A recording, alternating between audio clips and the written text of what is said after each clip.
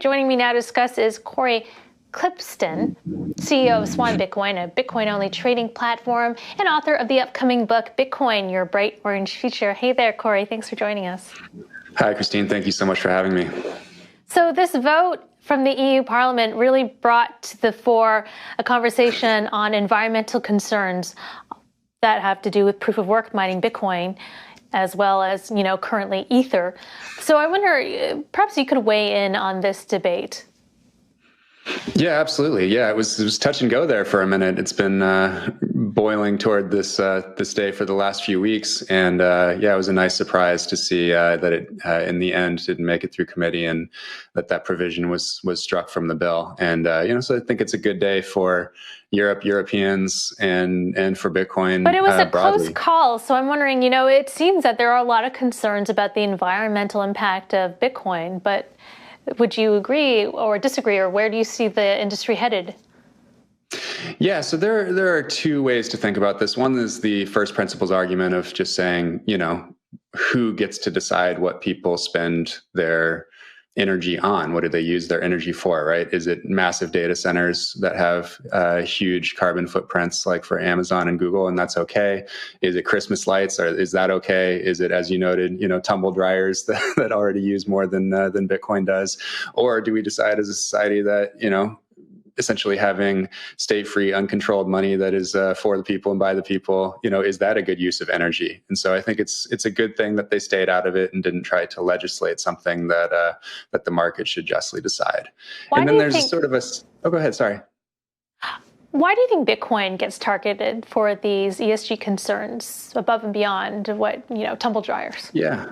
Yeah, I think honestly, probably the main reason that it gets targeted is because you have altcoins and altcoin fund promoters essentially trying to FUD on Bitcoin and create a problem that only they have the solution to, sort of kind of a classic grifter's playbook to say, hey, Bitcoin mining is bad. Look at my proof of stake coin, or look at my proof of whatever coin, or look at my sort of more centralized ledger that doesn't use energy. And I think that's probably where most of the talking points come from for these government initiatives around the world is really just taking their talking points from the altcoin industry.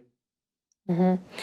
Just switching topics. So Bitcoin Swan really helps people turn their savings, paychecks into Bitcoin. I wonder, do you have traction in places like Russia or Ukraine? And what happens in the instance where now, there are even sanctions on Russia?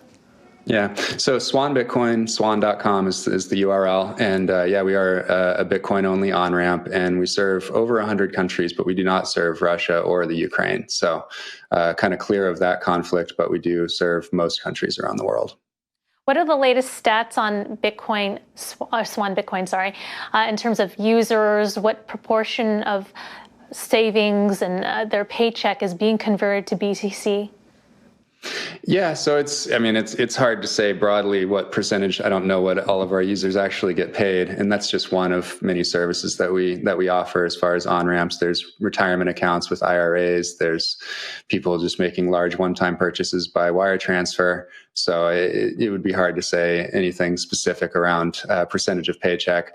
I can say that something on the order of, I think it's about 2/3 of our customers actually do have an automatic recurring purchase plan set up. So they're stacking automatically every day, every week, or every month, essentially matching to their fiat inflows from their jobs, which is pretty cool. And is it strictly retail or some institutional buy-ins? So it depends on how you define institutional. We have a lot of company buyers, but our focus is really on kind of the small and medium-sized businesses where the person making the decision is actually making the decision essentially for themselves. So our purchases are generally sub $50 million. Above that, you're going to get pretty good service from, the DRWs and the Genesises of the world. But anybody sort of sub 50 million, if you want to have really white glove service, our Swan Private Client Services division does a great job with high net worth individuals, family offices, and small and medium-sized businesses buying Bitcoin for their treasury. I also have a question from a colleague. So Swan Bitcoin's KYC, know your customer provisions are pretty onerous now. My colleague started, off with Swan Bitcoin pretty early. The process took about 5 minutes, but now it's been tougher for newcomers. Last Christmas, he gifted a small amount of Bitcoin to a few people, and about half of them didn't accept it because it was too difficult to open up an account.